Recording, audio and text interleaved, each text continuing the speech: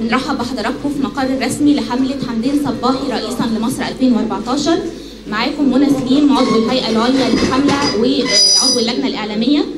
النهارده احنا موجودين مع اليوم الأول لبدء الدعاية الانتخابية وفق الجدول الزمني للجنة العليا للانتخابات بشكل رسمي. والنهارده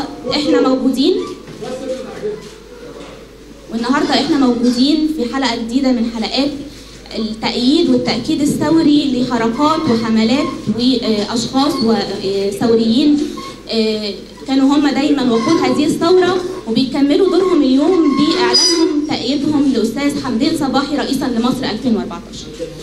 النهارده اللقاء اللي بيشرفنا جدا هو وجود أعضاء حملة لازم من اسكندرية. أكيد الكل يعرفها ويعرف تاريخها. حملة لازم اللي اتأسست بعد ثورة 25 يناير مستلهمة أهدافها، كان ليها دور كبير جدا في تسليط الضوء على كثير من قضايا الفساد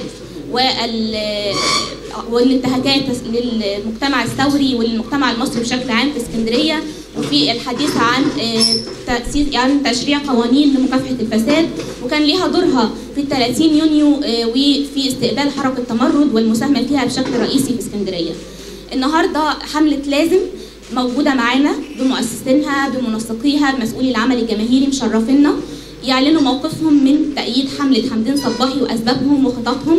هيكلموكوا عن الخطة الخاصة بالعمل الجماهيري في اسكندرية والانتشار ودعوة شخصيات عامة للانضمام بيهم في اسكندرية.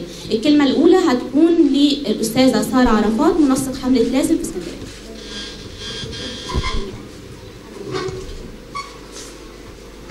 حلمنا بالتغيير زينا زي شباب كتير قوي موجود. واجهنا نظام مبارك بفساده بكل مؤسساته اللي لسه مستمر فساده لغايه دلوقتي. كان مطلب اساسي لينا في الميادين من سنين طويله رئيس مدني جاي من الشارع موجود في وسطينا.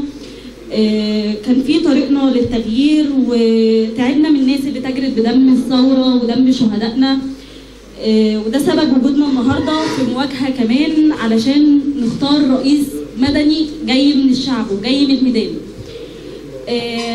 احنا شباب الحمله الشعبيه لدعم مطالب التغيير لازم، الشباب اللي اتخرجوا من مدرسه الجمعيه الوطنيه للتغيير، الشباب اللي اتخرجوا من مدرسه دكتور محمد البرادعي قبل الثوره. من اهم اللي اتعلمناه في المدارس دي هو المشاركه والمواجهه الايجابيه. علشان كده قررنا ان احنا نشارك في الانتخابات الرئاسيه القادمه. علشان كده بنعلن امامكم ان احنا مستمرين في دعم مطالب التغيير بدعم المناضل حمدين صباحي رئيسا لمصر 2014.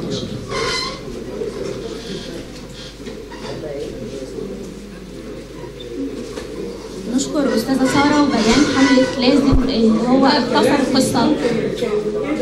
طيب أنا عديتكم الوقت والله يا جماعة قبل ما نبتدي. نشكر أستاذة سارة عرفات منسق حملة لازم اللي هي اختصرت ببيانها القصة ببساطة إن إحنا قدام معركة ثورة يجب أن تاخدها كل من يمثلوها في هذا الإطار. قدامنا شهر نثبت فيه الثورة المصرية مين هو جمهورها وإزاي قادرة تستجيب لمطالب الشعب المصري. هنعمل إيه في الشارع، أو بالأخص حملة لازم هتعمل إيه في الشارع لدعم المناضل حمدين صباحي؟ هنسمع ده من مسؤول العمل الجماهيري في الحملة الأستاذ رامي محمد.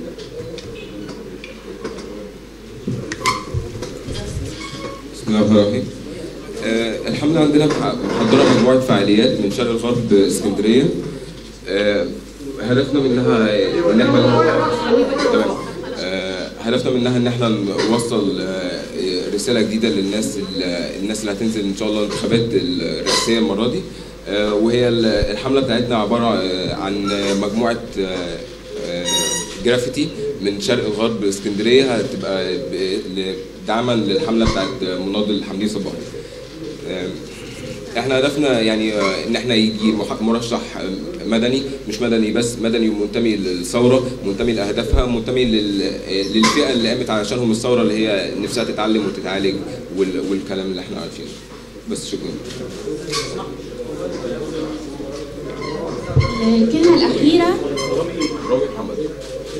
الكلمه الاخيره حضراتكم هتسمعوها هتكون مع استاذ. الكلمة الأخيرة اللي حضرتك هتستمعوا ليها هتكون مع أستاذ محمد الخزرجي عضو لجنة الاتصال السياسي بحملة حمدين صباحي، استاذ محمد الخزرجي هيتكلمكم طبعا عن يعني تواصله مع حمله لازم ورؤيته في فكره التواصل معاهم و يعني التنسيق المشترك، وهيكلمكم طبعا عن خطوات اخرى في الاتصال السياسي. احنا عددنا قليل. هيكلمكم عن خطوات اخرى مهمه في عمل لجنه الاتصال السياسي في الفتره القادمه. مساء الخير. النهارده احنا بنشرف بان حركه لازم اعلنت دعمها للسيد حمدين صباحي رئيس جمهوريه مصر في انتخابات عام 2014. وحركه لازم حركه من الحركات المهمه جدا في الشارع السكندري، وخاضت معارك طويله بدءا من 2010 لغايه اللحظه دي منتميه فيها لمطالب الثوره ومطالب التغيير. وجماهير اسكندريه واهالي اسكندريه كانوا طول الوقت بيثبتوا انهم ناس منتميه للثوره عن طريق الاستحقاقات الانتخابيه اللي حصلت، واخرهم كانت 2012 وكان السيد حمدين صباحي حاصل على اعلى نسبه من الاصوات. واحنا واثقين ان شاء الله ان اسكندريه هتقرر ده تاني وهتدي للسيد حمدين صباحي اعلى نسبه من الاصوات في الانتخابات الحاليه. فيما يخص الاتصال السياسي، احنا حرصنا طوال الفتره الماضيه على عقد عدد من اللقاءات مع شباب القوى السياسيه والحركات الشبابيه، خاصة اللي كانت عندها بعض الآراء المغايرة لموقف المشاركة واللي كانت بتدعو للانسحاب أو المقاطعة من العملية الانتخابية. وحققنا إنجاز كبير في ده، وحصلنا على تأييد عدد كبير من الحركات وده كان مهم في الفترة القادمة، لأن من الواضح جدا إن في حالة عزوف الشباب عن المشاركة في العملية السياسية، وده بان بعد الموجة الأخيرة من الثورة المصرية في 30 يونيو.